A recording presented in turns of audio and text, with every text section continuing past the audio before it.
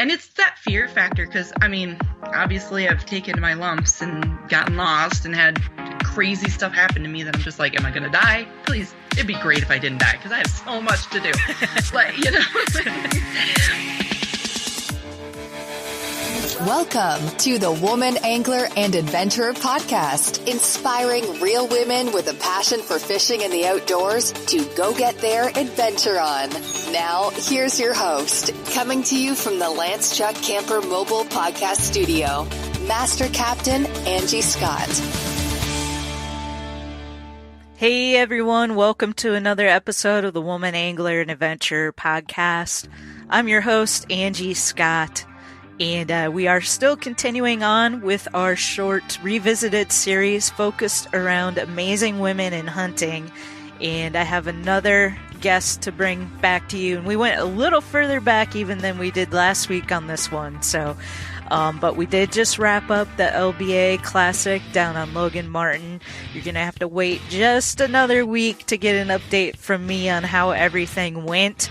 As we're just getting back home and I'm actually getting ready to hit the road again. But I'll be sure to get you guys an update and let you know how everything went. You can always check my social media. I'm sure there will be updates on there as well if you just can't wait to find out the results. But anyways, I mentioned we're going a little further back this time. Amazing lady I still have not met, by the way, amazingly enough. Carrie Zilka. I featured her back on episode 19 of the show. She had a podcast called Hunt, Fish, Travel. Her story was super inspiring, and she talks about some solo hunts and things like that. So I think you're going to get a lot of value from this revisited episode featuring Carrie Zilka. Enjoy.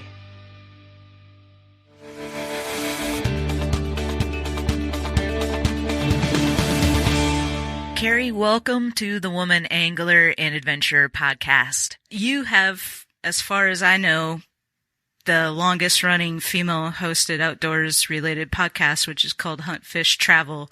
Is that correct? Do you know of any others out there that, I mean, you started back in, I guess it was May of 2012?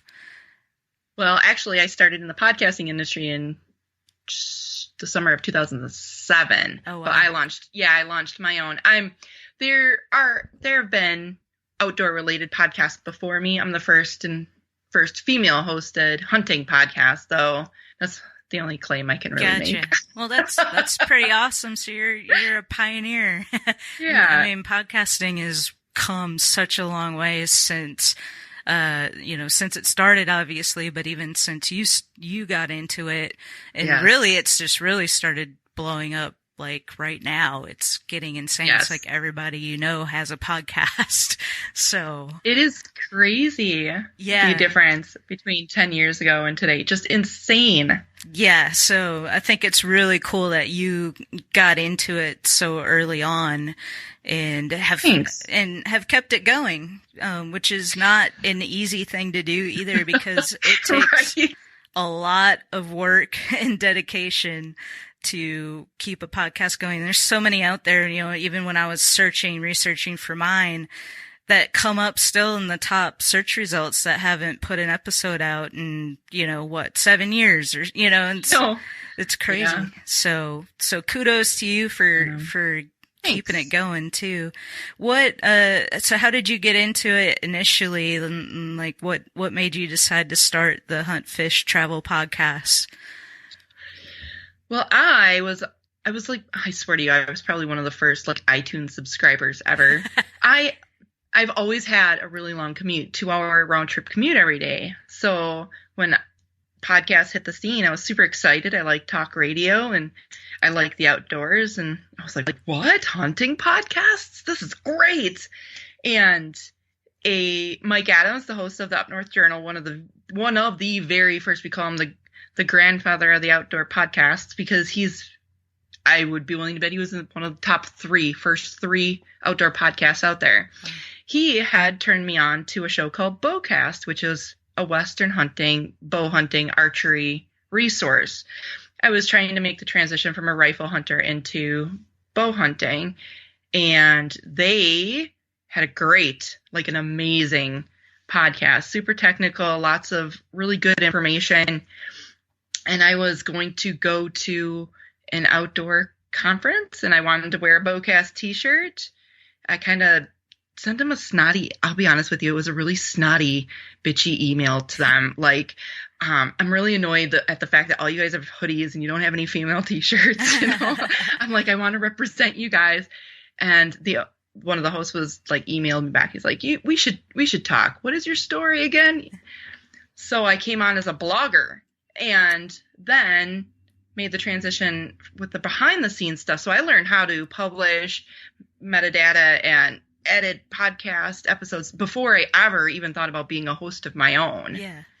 Which was, in my opinion, really kind of the way to do it because I learned what to do, what not to do. You know, they're already pioneers in the field. And so then they went through some restructuring and it was just, I just kind of outgrown what I was doing and decided to start my own. Mm-hmm. So it actually started out as the wild world of Carrie Z because I didn't know what it was going to be. It was just me talking to myself, basically, you know, about my outdoor adventures and reading my blog posts. Yeah. And then it kind of evolved into Hunt, Fish, Travel as it gained traction. And I started learning a little more about SEO and, you know, how important it was to brand yourself. And Hunt, Fish, Travel was rebranded. And then it really took off. Awesome. So, yeah, it's been a fun ride. Did they encourage you when you decided to go out on your own, or what was that process like? You know, it was kind of, we didn't leave on exactly the best of terms. So it was, I just felt like I had outgrown them. They felt like I hadn't.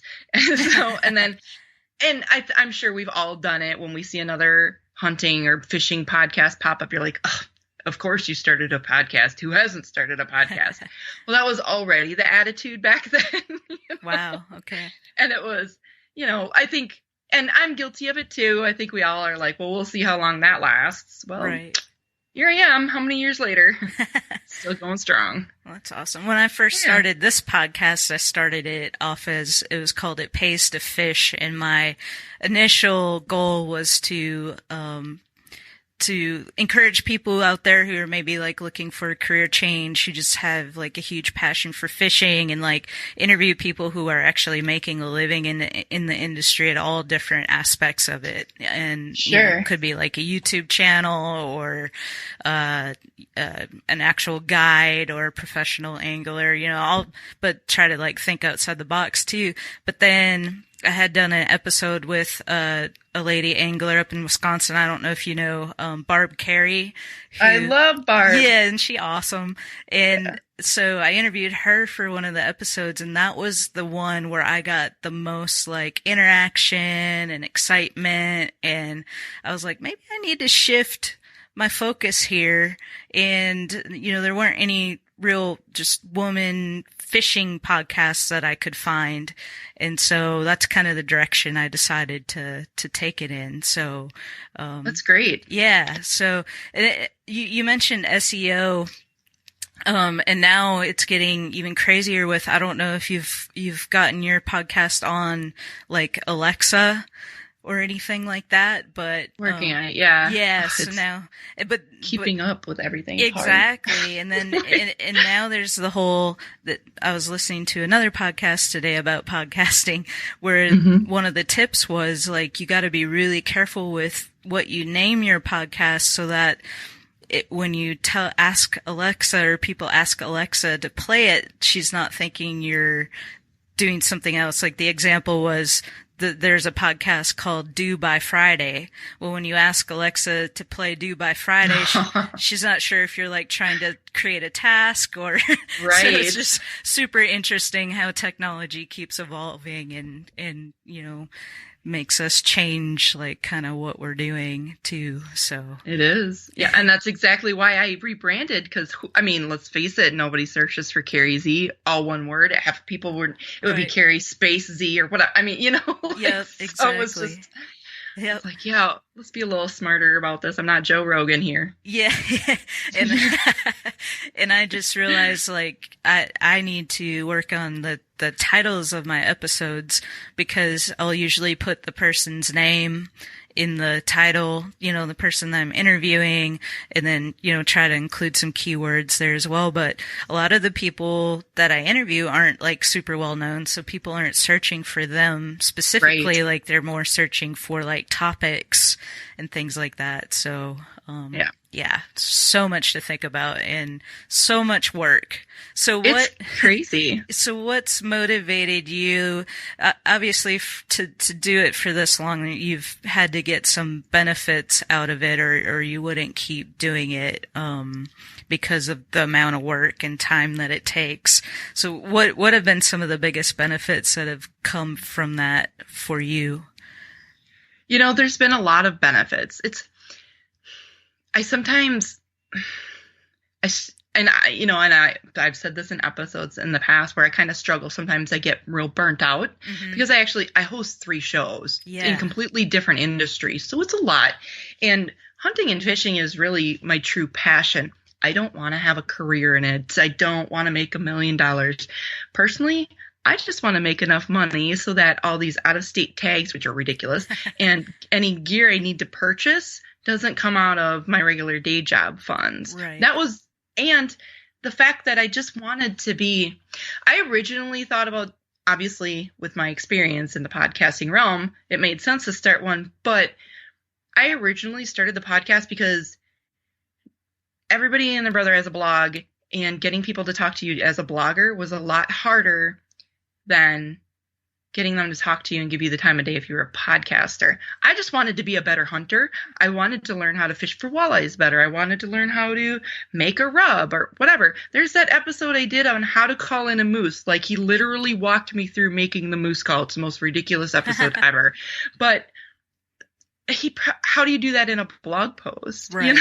So the benefits have definitely been the education, the time that people are willing to give you. I think it's a unique medium. It's a unique platform, and it has a lot of value. When you're driving, you don't have to watch a YouTube video or try to read words in a blog post. You can listen, you can work out, you can clean your house, you can drive to work, you can be at work if you're doing data entry and it's mindless, busy work. Right. Whatever the case may be, I just feel like, for me, and I'm not a video person, like, don't get me in front of I get so nervous. I am a podcaster. Audio is my thing, And just as far as benefits, it's just been the connections that I've made, the knowledge that I've gained. And there have been times where I've gone back and listened to episodes that I did with other people come deer hunting season. There are some amazing, just killer episodes, and the amount of information that these guys are throwing at you, there's no way you can take it all in one episode. So really it's just been the educational part and the networking and the cool people I get to meet. That's great. Yeah, it sounds like you kind of made the podcast something that you specifically want to listen to, so kind of like use it to your own specific wants. And then that translates, because if you want it, you're looking for that information, there's somebody else out there who's also looking for that same information. So right. That's really cool. Yeah. So obviously you're huge into hunting, and I find it so freaking cool that you're not afraid to get out there and just go hunt by yourself, even places you've never been before. I don't think there's a ton of women out there who do that. And I don't know, have you run into any other women who are just gung-ho like that and go out there and do it by themselves? There are a few. Obviously, we're the minority. Well, and fishing too, or hunting. A lot of people don't have, a lot of women don't have the self-confidence that it takes to just, and it's that fear factor, because, I mean, obviously I've taken my lumps and gotten lost and had crazy stuff happen to me that I'm just like, am I going to die? Please, it'd be great if I didn't die, because I have so much to do. But I don't, my family has always been that way. My dad was always the adventurer. My mom is fearless. And There are some out there, but we really are kind of few and far between. But there's that sisterhood, and sometimes I feel like and please make no mistake, I am not trying to motivate anybody. I'm not trying to be one of these influencers. But sometimes I think people see me doing it and being very transparent about, yeah, I totally got lost in that canyon overnight in a rainstorm, and it sucked. It sucked so much.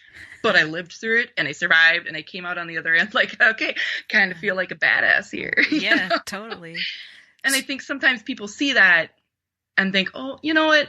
I could probably do that too. I could go out and go hunting by myself. Yeah. Are there, what's like one of the craziest experiences you've had?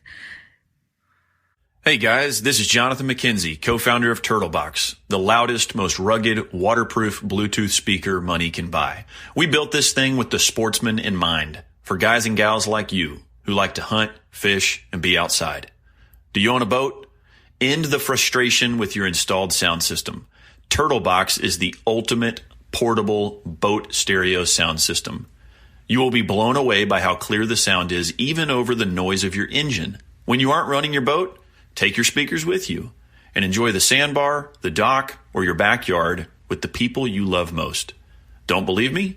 Try it out. We offer a 60-day risk-free trial. If you don't love Turtlebox, send it back. Check us out at turtleboxaudio.com and use code WAYPOINT for an exclusive podcast offer. Oh my God, by far is that South Dakota trip. The debacle that was my South Dakota trip. And it was just stupidity. You don't realize how much you rely on your smartphone these days until the battery dies. Right. And it gets real dark real quick, and you have no light and you have no water or shelter. And you're like, oh, I'll just spend the night out here. How bad can it be? And then you hear the thunder off in the distance. Oh, wow. And you're like, oh crap, it's still going to rain on me. That was fairly recent, right? That was in 2015. Oh, okay. Gotcha. 14. Maybe 14. It was a couple of years ago. Okay. Gotcha. I was skipping through some of your episodes. So, I don't know if you covered that on one of your episodes, but one of the ones recently, I thought you were, in the Black Hills. Oh, yeah. Yeah. That's cool. Another trip where I'm like, so I'm going to go out there by myself. I'm going to get me my Miriam, blah, blah, blah. It like rained. It stormed. It was foggy, pea soup fog the entire time. It's like, seriously? I mean, really? But it's still fun. And, you know, sometimes those are the best stories. Like when I tell the people the debacle, literally that's what it's titled, or my Hail Mary turkey hunt. Like, I mean, those are just, even though they're insane, and in that moment you're fighting tears and you're trying not to get discouraged, when it's all said and done, and it just boosts your confidence because you're like, well, I can survive that. I could probably survive anything. I mean, I didn't get like trampled by buffalo, and I didn't get bitten by poisonous spiders or whatever, you know, like I didn't fall and break a leg, and you just figure it out. And I think sometimes after you go through a couple of being out by yourselves, and not necessarily bad experiences, but just spending a couple days out there hunting or fishing by yourself and getting it done and figuring it out. And if stuff happens, you figure it out. Yep. And it's a confidence builder. Yeah, I had a little bit of a similar situation where I had fairly recently gotten my first boat, and I'd taken it out fishing, and I decided to venture out onto the other side of the lake that I had never really been to before. And so I had my GPS, my Navionics on my phone, and I actually had a portable charger too, just in case like my phone would die or whatever. And I was out there until after dark, and I was like, oh, I better get back in. Well, of course, my phone died, and so I didn't have my Navionics. Well, I plugged it up with the charger, but it was going to take it quite a while before it had enough juice to where I could power it up and get my Navionics back up again. So I decided just to try and get back on my own. And I was like utterly lost.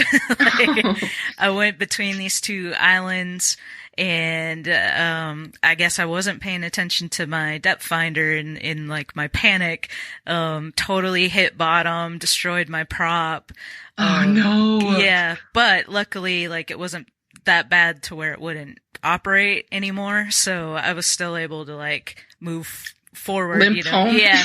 So I found I saw off in the distance this boat that was like all lit up, you know, and I'm like, all right, I'm going to go over there, and these two guys are fishing, and I'm kind of like, if you can just point me to the bridge, I can get back the rest of the way from there. And so they told me which direction the bridge was, and finally my phone also, once I got past that, my phone powered up and I was able to get back, but that was pretty scary. It is scary. You don't realize it. And, you know, it's getting dark. What's going to happen? Is water levels going to rise? Like you said, like, am I going to bottom out or get stuck and not be able to get, what the heck?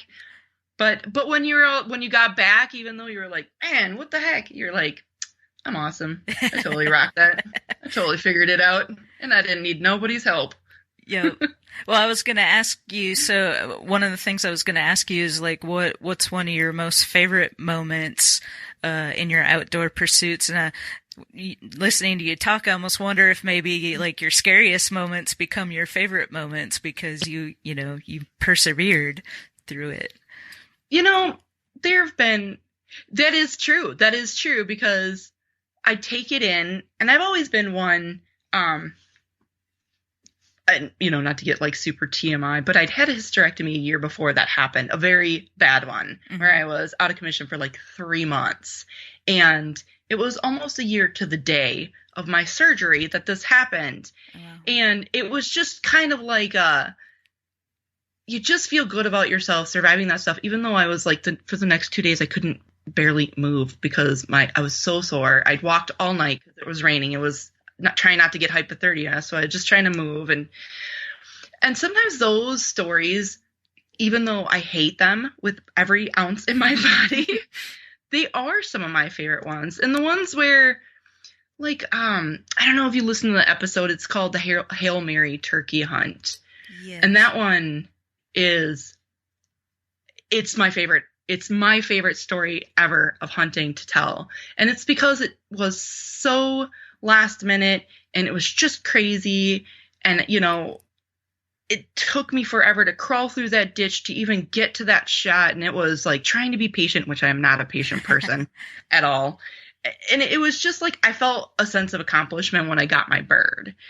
And sometimes those stories really do stick out better. Mm-hmm. But then again, there's too, like just recently, I did one of those overnight fishing barge trips where like he came and picked me up at 6:00 at night, took me out to the fishing barge, dropped me off with a bunch of guys I never met before by myself, you know, and then drove away and said, see you in the morning, you know, like, which, yes, you know, you're like, okay, is this going to be a problem? I am a female. It doesn't matter if you're young, old, overweight, skinny, whatever. You're a female with 20 guys that you don't know who are drinking. Could be, you know, it can be a scary situation. But they were the nicest guys. I had so much fun. I only caught one fish, but I still had a blast. It was fun being out there on the barge. And, you know, I don't know. I just went out and did my thing, and there's nobody to tell you you're doing it wrong. There's nobody to tell you how to do it. You figure it out on your own. You might be doing it wrong, but you end up figuring out how to do it right. Otherwise, you're just not successful, you know, and sometimes figuring it out on your own is just a confidence builder. Yeah, I agree. Definitely. It doesn't sound like you really let anything hold you back, but have you had any unfortunate experiences being a female hunting, fishing in such a male-dominated sport? I have. Unfortunately, I have. And I've never been attacked or anything, but I mean, just being in the industry, you get a lot of the, I don't have time for little girls type attitude, which cracks me up because I'm like, please, I could probably outfish and outhunt and outshoot you. But there haven't been too many really bad experiences, but there have been some sketchy situations that I had to do some quick talking out of, or even situations where I'm like, oh my gosh, I have a hunting podcast. Like, I don't know about guns. How do I not have why do I not have my concealed carry so I can have my gun in this restaurant where these 3 guys are literally talking about gang raping me in the parking lot? I'm such an idiot. You know what I mean? Yeah. like really, and being like really loud and blatant about it to the point where the other patrons are like, you need to not leave by yourself. Right. Wow. And you know what I mean? And I'm like, oh my gosh, how do I not have a gun on me? You know? Like, really? Yeah. So yeah, I don't think any different than any other person, but for the most part, with all the hunting that I do out by myself, I literally have had so many more positive experiences. Mm-hmm. Whether it's even just the guys out on public land who are like, oh my gosh, you're a girl and you're hunting by yourself, and they think that's so cool. They think you're a unicorn. You know? And they're like, well, we're going to go over here just to let you know. So if you want to head that way, maybe we'll kick something up towards you or whatever. Yeah. So I've had so many positive experiences hunting by myself and running into people, way more than the negative ones. Awesome. That's great to hear. Yeah. What advice would you have for the young girls or women out there who want to pursue hunting or fishing and just haven't had the confidence to go for it or don't know where to start? My best piece of advice is literally just do it. Because you got to remember, daddy, brother, boyfriend, husband, they're not there to make fun of you. They're not there to laugh at you if you do something wrong. They're not there to tell you you're doing it wrong. They're not there to snatch it out of your hands and just be like, oh, just let me do it.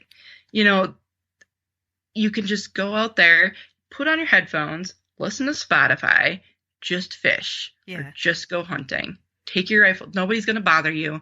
Nobody's going to gang rape you, I promise. You'll be fine. You know, and I think that honestly is probably one of the biggest fears that women have. Being a female going out there, you're going to encounter guys, and it can be a little scary. I believe in humanity because, like I said, I've had more positive experiences. Just do it. Just go out there once and see if you like it. You might not like it. You might be a social kitty cat, and that's fine. But just give it a shot. Just try it. You'd be surprised. That's awesome. That's great advice. And I'll encourage all the listeners out there to go check out your podcast. And I'll share links to everything in the show notes. I'll have you send me, you have a website and social media accounts that people can follow you on? Sure do. Awesome. You just Google my name, Carrie Zylka, CarrieZylk. All my social media accounts come up. Okay. Twitter, Instagram, Facebook, whatever. Hunt, fish, travel. Awesome. Well, I'll put links to those in the show notes to make it easier for people too. And thank you so much for coming on, and I'm sure people will find inspiration from you and you're kind of unabashed, just going out there and getting after it. That's awesome. Well, thank you for having me on. I was flattered that you would ask me to be a guest on your show. My pleasure.